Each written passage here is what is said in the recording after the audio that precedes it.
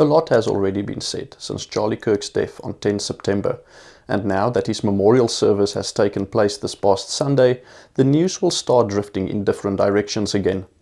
The one element that has stood out for me throughout this whole time is how the truth of God's kingdom and the gospel of Jesus Christ were interwoven throughout Charlie Kirk's mission in life, and how God allowed it to spread through his death. His assassination has very much been a physical display of the spiritual battle that is raging against the truth of Christ and his kingdom.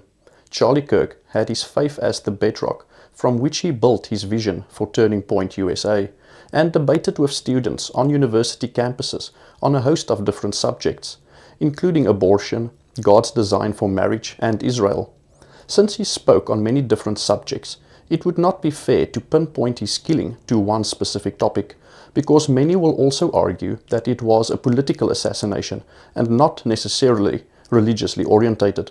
No matter what reason the shooter had for pulling the trigger, we know that the spirit behind him was from the devil. Jesus tells us in John 8 verse 44, "He was a murderer from the beginning, not holding to the truth, for there is no truth in him. When he lies, he speaks his native language, for he is a liar and the father of lies." The devil surely had his reasons for leading that young man to pull the trigger, because if Charlie Kirk was advocating lies that served his purposes, then there would not have been a reason to have him killed. The reality is, though, that there are many godly truth speakers in the world, but very few get assassinated for doing it. So why did Charlie get killed? The reason is that he took the truth into the world. People who only speak the truth in churches and within Christian gatherings are no threat to the devil. But if we start speaking the truth outside Christian audiences, then we should expect opposition. And that is exactly what Charlie did. He took the truth into one of the most hostile areas in the world when it comes to the battle for people's hearts, minds, and souls: universities. For decades, universities have been one of the most prominent spiritual battlefields that the devil has targeted to draw young people away from Christ and his kingdom. And when we look at universities in the USA in general, we see that the devil has been mightily effective in doing so. If Charlie Kirk had only spoken at churches and Christian conferences, he would not have been nearly as successful in his mission, and he would most likely not have been assassinated. As Paul tells us in 2 Timothy 3 verse 12, the reality is that everyone who wants to live a godly life in Christ Jesus will be persecuted. But that only becomes a reality when we do what Jesus told us to do, preaching the gospel of his kingdom to all nations and to the ends of the earth.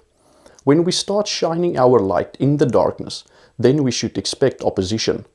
As Jesus tells us in John 14 verse 17, the world cannot accept the Spirit of truth, because it neither sees him nor knows him.